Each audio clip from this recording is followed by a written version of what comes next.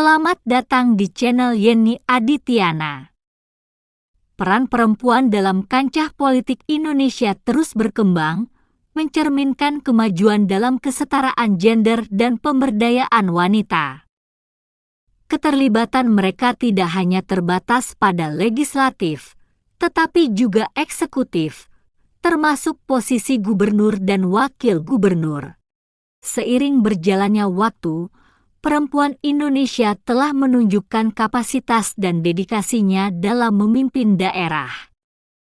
Kehadiran mereka sebagai gubernur dan wakil gubernur tidak hanya memperkaya perspektif kepemimpinan, tetapi juga membawa perubahan positif bagi masyarakat. Peningkatan partisipasi perempuan dalam politik mencerminkan komitmen bangsa terhadap kesetaraan gender dan pemberdayaan perempuan. Pada tahun 2025, Indonesia mencatat sejarah dengan hadirnya beberapa gubernur dan wakil gubernur wanita yang memimpin provinsi mereka. 1. Hovifah Indar Parawansa kembali terpilih sebagai Gubernur Jawa Timur.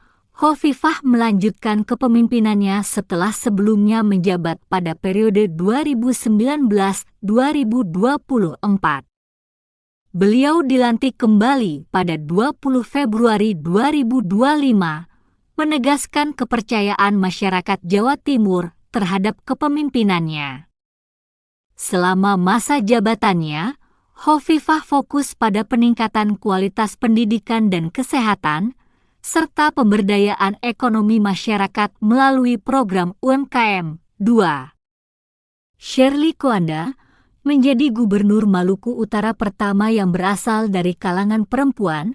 Shirley dilantik pada 20 Februari 2025 untuk periode 2025-2030. Kehadirannya menandai sejarah politik di Maluku Utara, membawa perspektif baru dalam kepemimpinan daerah tersebut.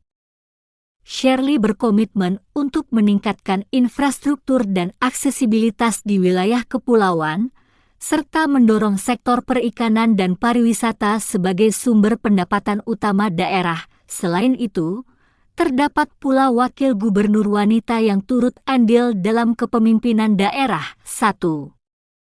Jihan Nurlela dilantik sebagai wakil gubernur Lampung pada 20 Februari 2025, mendampingi Gubernur Rahmat Mirzani Jausal.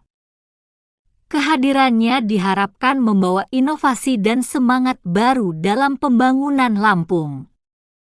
Jihan fokus pada pengembangan sektor pertanian dan perkebunan, serta peningkatan kesejahteraan petani melalui program modernisasi alat dan akses pasar yang lebih luas. 2.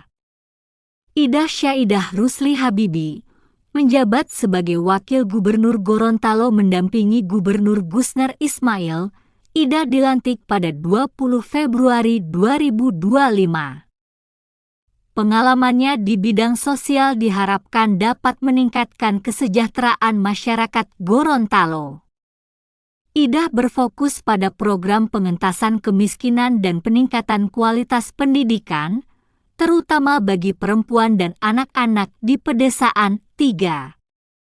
Indah Damayanti Putri menjabat sebagai wakil gubernur Nusa Tenggara Barat mendampingi Gubernur Lalu Muhammad Iqbal.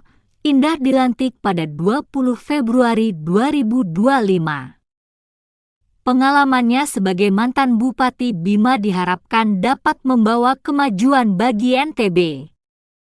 Indah berkomitmen untuk meningkatkan sektor pariwisata dan industri kreatif, serta pemberdayaan perempuan melalui pelatihan keterampilan dan akses permodalan. Peran dan kontribusi perempuan dalam pembangunan daerah. Kehadiran perempuan dalam posisi kepemimpinan di tingkat provinsi membawa dampak positif bagi pembangunan daerah.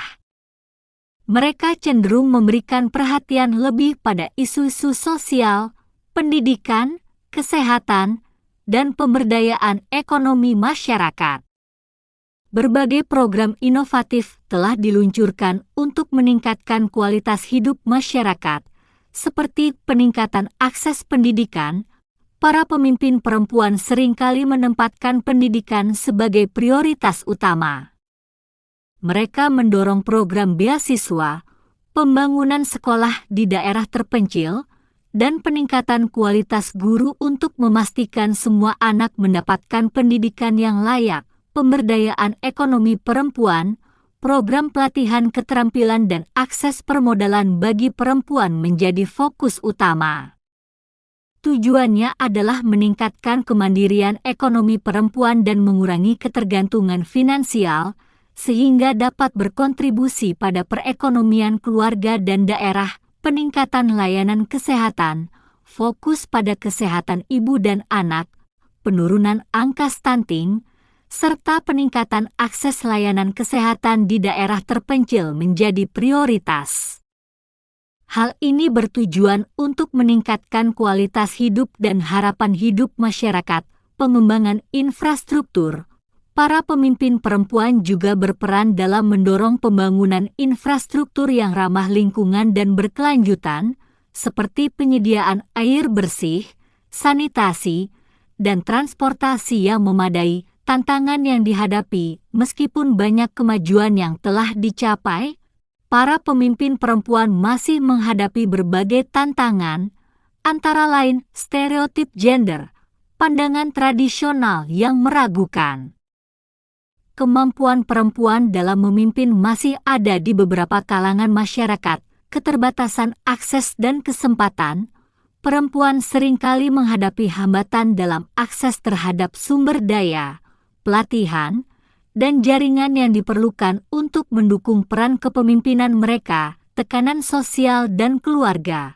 Peran ganda sebagai pemimpin dan anggota keluarga menuntut kemampuan manajemen waktu dan energi yang baik.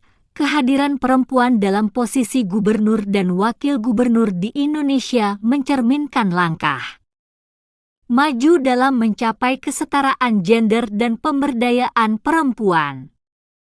Mereka tidak hanya berperan sebagai pemimpin, tetapi juga sebagai inspirasi bagi generasi mendatang. Dengan dedikasi dan komitmen yang kuat, para Sri Kandi ini terus berkontribusi dalam pembangunan daerah dan peningkatan kesejahteraan masyarakat.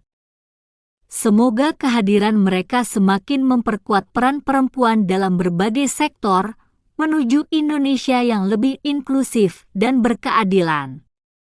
Terima kasih telah menonton video ini. Jangan lupa untuk like, komen, dan subscribe agar tidak ketinggalan informasi menarik lainnya dari channel ini. Sampai jumpa di video berikutnya.